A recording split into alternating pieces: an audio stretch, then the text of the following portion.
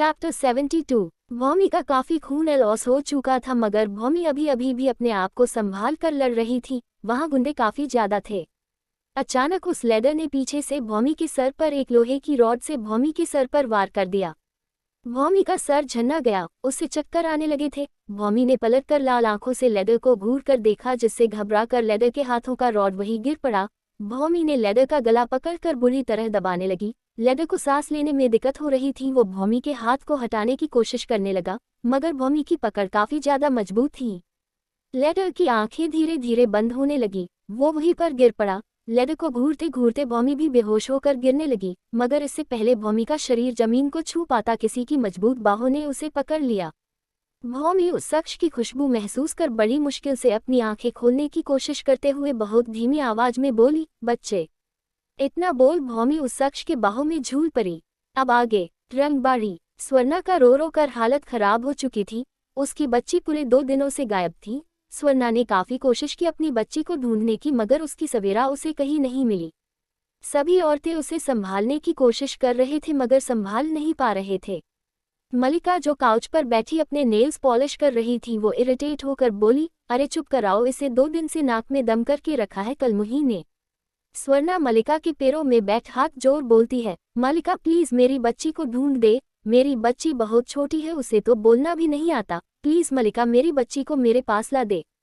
मलिका उसे लात मार बोली, अबे हट यहाँ से, तू ही कौन जो मलिका को हुक्म दे, तेरी औकात नहीं है जो मलिका के पैरों को छू भी सके, और तेरी उस नाजायज औलाद से मुझे कोई लेना देना नहीं है। तभी साहिल अंदर आता है। साहिल को देख स्वर्णा दौड़कर उसका हाथ पकड़ कहती है, साहब साहब मेरी सवेरा, आप उसका पता लगाइए ना, आपके पास तो बहुत पावर है ना, मेरी सवेरा को ढूंढ दीजिए। साहिल उसका हाथ झटक अपने आप से दूर धक्का दे देता है, जिससे स्वर्णा तेजी से नीचे गिर जाती है। साहिल अपने कपड़े झाड़ते हुए बोला, तेरी हिम्मत कैसे हुई मुझे हाथ लगाने की, क्या अपनी औकात भूल गई है क्या, और मैं क्यों तेरी उस नाजायज को ढूंढूं। स्वर्णा रोते हुए बोलती है, सवेरा का 2 दिन से कुछ पता नहीं चल रहा है, मैं पुलिस के पास भी गई थी, मगर उन लोगों ने कोई भी मदद करने से मना कर दिया है, प्लीज अब आप ही है जो मेरी सवेरा को ढूंढ सकते हैं। इतना बोल वो अपना हाथ जोड़ देती है। साहिल काउच पर बैठ कैजुअली बोला, तो इसमें मैं क्या करूं, गई होंगी कहीं मुंह मारने, कुछ दिनों बाद अपने आप मजे करके आ जाएगी। साहिल की इतनी घटिया बातें सुन स्वर्णा हैरान होकर बोली, ये कैसी बातें कर रहे हैं आप, वो 3 साल की मासूम बच्ची है, आपको अपनी बेटी के बारे में ऐसी बातें करते हुए शर्म नहीं आती। साहिल गुस्से में स्वर्णा की तरफ एक कांच का गिलास फेंक कर बोला, खबरदार अगर अपनी उस नाजायज औलाद से मेरा नेम जोड़ने की कोशिश की तो, और सही तो कहा है मैंने, अपनी माँ की तरह मर्दों को फंसाना उसके लिए मुश्किल थोड़ी है, आखिर यही तो काम होता है औरता का, वैसे मानना पड़ेगा काफी कम वक्त में मर्दों को फंसाना सीख गई है वो नाजायज। स्वर्णा जिसके सर पर गिलास लगने की वजह से खून बह रहा था, वो नफरत भरी नजरों से उन्हें देख रही है। रुखसार स्वर्णा को संभालते हुए बोली, तू पत्थरों के आगे अपना सर झुका रही है स्वर्णा, पत्थर को भी शायद एक बार के लिए तरस आ जाए, मगर ये लोग वो पत्थर है जिन्हें किसी के इमोशन से कोई फर्क नहीं पड़ता। स्वर्णा अपनी लाल आंखों से उसे देख बोली, मगर पत्थर भी टूटता है रुखसार, और अब मुझे उस वक्त का इंतजार है जब कोई इन्हें बुरी तरह तोड़, इतनी बुरी तरह कि इनका वजूद ही ना हो। रुखसार स्वर्णा को लेकर वहां से चली गई। सबके जाने के बाद मलिका साहिल को ड्रिंक सर्व करते हुए बोली, क्या हाल है वहां का, अब तक तो कंटेनर रवाना हो चुका होगा। साहिल ड्रिंक पीते हुए बोला, मैंने कल रात को कल्याण से बात की थी, फिर उससे बात नहीं हुई, और न ही उन लोगों ने मेरा कॉल उठाया। मलिका बोली, सब सही तो है, पहले तो ऐसा कभी नहीं हुआ। साहिल बोला, चिंता मत कर, आज से पहले हमारे धंधे में कुछ गड़बड़ हुई है, जो अब होगा सब ठीक ही होगा, और अब उस नाजायज से भी मेरा पीछा छूट जाएगा। दरअसल साहिल, कल्याण, मलिका बच्चों की तस्करी का काम करते थे, जिसमें मलिका बच्चों का इंतजाम करती थी, वही कल्याण और साहिल बच्चों को देश से बाहर भेजने का काम करते थे। कुछ दिन पहले एक बच्चे को ड्रग्स का ओवरडोज देने की वजह से उसकी मौत हो गई थी, जिस वजह से उनके बच्चों की डील में एक बच्चा कम हो गया। तब मलिका ने सवेरा का सुझाव दिया, जिसे साहिल ने एक पल में मान लिया, क्योंकि उसे वैसे भी सवेरा से पीछा छुड़ाना था। 2 दिन पहले मलिका ने किसी तरह सवेरा का किडनैप कर लिया। दूसरी तरफ 24 घंटे बाद भौमी की आंखें धीरे धीरे खुली। भौमी ने अपने ऊपर सफेद सीलिंग की तरफ देखा, तभी उसे किसी की आवाज आई। भौमी ने सामने देखा तो वहां सुभद्रा जी बैठी हुई थी। सुभद्रा जी प्यार से भौमी के सर पर हाथ फेरते हुए बोली, आप जाग गई बेटा, रुकिए हम डॉक्टर को बुलाते हैं। ये बोल उन्होंने जल्दी से डॉक्टर बुला दिया। कुछ देर बाद कृषिव और दूसरे डॉक्टर्स भूमि का चेकअप कर रहे थे।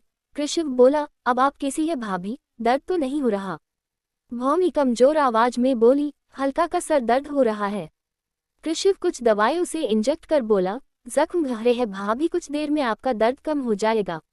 इतना बोल वो वहां से चला गया। सुभद्रा जी प्यार से भूमि के सर पर हाथ फेर रही थी, जिससे भूमि को काफी अच्छा लग रहा था। कुछ देर में भूमि की आंखें लग गई। कुछ घंटों बाद भूमि की आंखें खुली। अपने सामने का नजारा देख भूमि की नींद एक पल में हवा हो गई। उसके सामने अभी पूरा राजावत परिवार, प्रभा जी, महेंद्र जी, सुचिता जी, महेश जी, संध्या जी, प्रतीक जी, वैभा जी, मितुल जी, दिव्या प्रकाश जी, सुभद्रा जी, ईशानी, अबीर, सिद्ध, निया, किया मौजूद थे। भूमि का वीआईपी वार्ड अभी पूरा भरा हुआ था। प्रभा जी भूमि के गले लग बोली, मेरी बच्ची कहाँ चली गई थी आप, और ये क्या हाल बना लिया है आपने अपना, क्या आपको अपनी इस बुरी दादी मासा का ख्याल नहीं आया? संध्या जी भी रोते हुए भूमि के गले लग गई, माँ भवानी का लाख लाख शुक्र है जो आप ठीक है, आपको ऐसे देख मेरी तो जान ही चली गई थी। सभी लोग भूमि से कुछ ना कुछ बोल रहे थे। भूमि इस परिवार का इतना प्यार देख उसकी आंखें नम हो गई थी। आखिर पिछले जीवन में उसने परिवार का ये प्यार कभी महसूस जो नहीं किया था। सुभद्रा जी अपने सर पर हाथ रख थोड़ी तेज आवाज में बोली, चुप हो जाए आप सब, अरे बच्ची को अभी अभी होश आया है और आप लोग उसे अभी से परेशान कर रहे हैं। ये सुन सब थोड़ा शांत होते हैं। महेंद्र जी बोले, बड़ी बिंदनी सही बोल रही है, हमें ऐसे बच्ची को परेशान नहीं करना चाहिए, अभी तो उनको होश आया है। ये सुन भूमि जल्दी से बोली, नहीं दादो सा मुझे कोई दिक्कत नहीं हो रही है, और वैसे भी अब मैं बिल्कुल ठीक हूँ। वेभा जी थोड़े गुस्से में बोलती है, आपके कंधे पर गोली लगी थी, यहाँ तक कि आप पूरे 24 घंटों से बेहोश थी और आप बोल रहे हैं आप ठीक है। वेभा जी भी इन तीनों से भूमि के लिए काफी परेशान थी, पर वो मजबूत बनी रही, आखिर उन्हें सबको संभालना जो था। वेभा जी की इतनी प्यारी डांट सुन भूमि के फेस पर स्माइल आ जाती है। भूमि अपने सर पर हाथ रख नाटक कर बोली, मेरा सर काफी दर्द हो रहा है। ये सुन वेभा जी परेशान होकर उसके पास आकर बोली, इतनी देर बातें करेगी तो सर दर्द तो होगा ही ना। वेभा अबीर से बोली, अबीर यहाँ क्यों खड़ा है, जा जल्दी से कृषिव को बुला ला। अबीर इससे पहले जा पाता भूमि जोर जोर से हंसने लगी। भूमि को हंसते देख सभी उसे हैरानी से देखने लगे। सुभद्रा जी मुस्कुरा कर बोली, वेभा वो आपके साथ मजाक कर रही थी। ये सुन वेभा जी गुस्सा हो गई। वो जा पाती कि भूमि ने अपने दूसरे हाथ से उनकी कमर को हग कर बोली, काश आप हमारी माँ होती, मगर हम अब भी दुनिया के सबसे लकी पर्सन हैं क्योंकि आप सब मेरा परिवार है। वेभा जी उसे गले लगाकर बोली, ऐसा मजाक अगली बार कभी मत कीजिएगा। धीरे धीरे सभी भूमि को अपना ख्याल रखने को बोल चले गए। सुभद्रा जी वार्ड से निकलती कि भूमि उन्हें आवाज देकर रोककर बोली, मासा। सुभद्रा जी भूमि की तरफ देखती है, शायद सो समझ गई थी भूमि क्या पूछने वाली है। भूमि कुछ पल रुककर बोली, मासा वो राजा सा कहा है। सुभद्रा जी भूमि को कुछ बल देख हल्की स्माइल के साथ बोली, वो बाहर ही है, पर शायद आपके सामने आने से डर रहे हैं वो। भूमि कंफ्यूजन से उन्हें देखती है। सुभद्रा जी बोलती है, उन्हें लगता है कि आपकी ये हालत उनकी वजह से हुई है, अगर वो आप तक पहले ही पहुंच जाते तो आपको इतनी छोटे नहीं लगती। भूमि को ये सुन अच्छा नहीं लगता है। सुभद्रा जी भूमि का चेहरा देख हल्की सी स्माइल कर बोलती है, आप आराम कीजिए, हम उन्हें अंदर भेजते हैं। चैप्टर 73। सुन वेभा जी गुस्सा हो गई। वो जा पाती कि भूमि ने अपने दूसरे हाथ से उनकी कमर को हग कर बोली, काश आप हमारी माँ होती, मगर हम अब भी दुनिया के सबसे लकी पर्सन हैं क्योंकि आप सब मेरा परिवार है। वेभा जी उसे गले लगाकर बोली, ऐसा मजाक अगली बार कभी मत कीजिएगा। धीरे धीरे सभी भूमि को अपना ख्याल रखने को बोल चले गए। सुभद्रा जी वार्ड से निकलती कि भूमि उन्हें आवाज देकर रोककर बोली, मासा।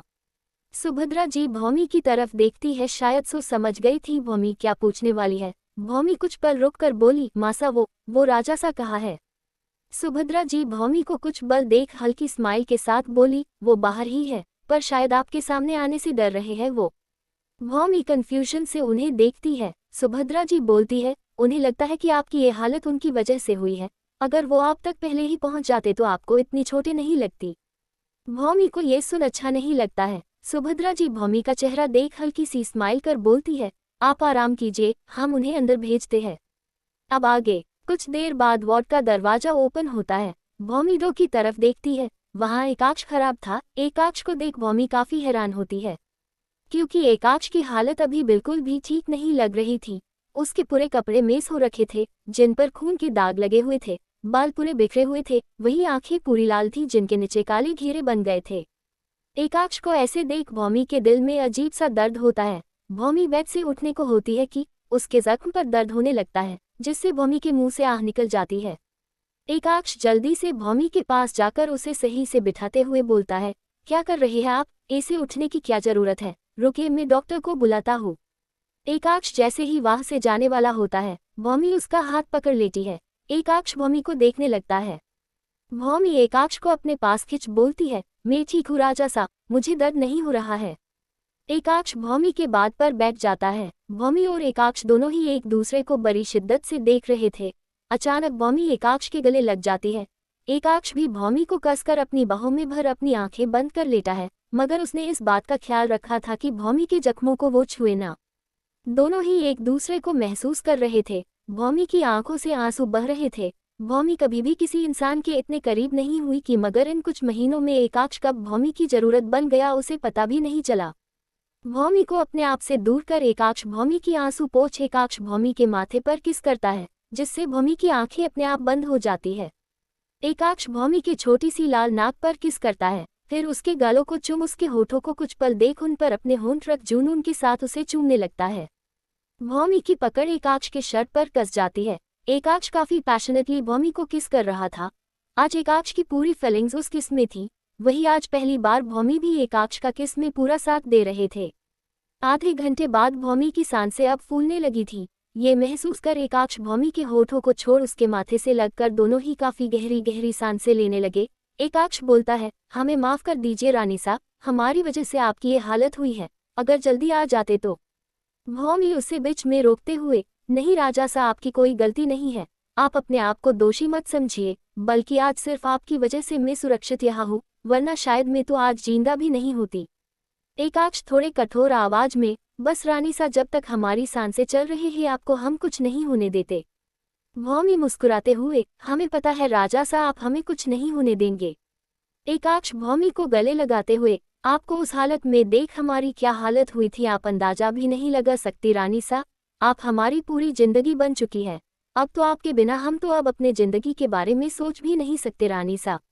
ये सुन भौमी के चेहरे पे खूबसूरत सी मुस्कान बिखर जाती है। वो भी एकाक्ष के प्यार को महसूस करने लगती है। दोनों के बीच भले ही प्यार के उन 3 शब्द का अभी तक इजहार नहीं हुआ था, मगर दोनों ही एक दूसरे के लिए अपनी प्यार को बिना बोले महसूस कर सकते थे। शायद इन्हें उन तीनों लफ्जों की जरूरत भी नहीं थी, क्योंकि वो दोनों ही एक दूसरे के लिए जीवन का पूरा अर्थ बन चुके थे। एकाक्ष से अलग होकर भौमी एकाक्ष को अपने पास लेटने को बोलती है। बेड बहुत बड़ा था, इसलिए एकाक्ष भौमी की दूसरी साइड लेटकर भौमी का सर अपनी बाजू पर रख लेता है। अचानक भौमी को कुछ याद आता है। भौमी झट से एकाक्ष की तरफ देख बोलती है, राजा सा, बच्चे, वो बच्चे कहाँ है? एकाक्ष उसके सर फिर से अपने बाजू पर रख कहता है, वो बच्चे बिल्कुल सेफ है रानी सा, ओम ने उन्हें अभी अनाथ आश्रम में रखा हुआ है, जैसे जैसे उनके परिवार का पता चलेगा हम उन्हें उसके परिवार के पास भेज देंगे। भौमी शांत होकर कुछ सोचने लगती है। भौमी बोलती है, राजा सा, आपको पता है उन बच्चों में से एक छोटी बच्ची भी थी, सवेरा, काफी प्यारी बच्ची है वो, पर बेचारी बोल नहीं सकती।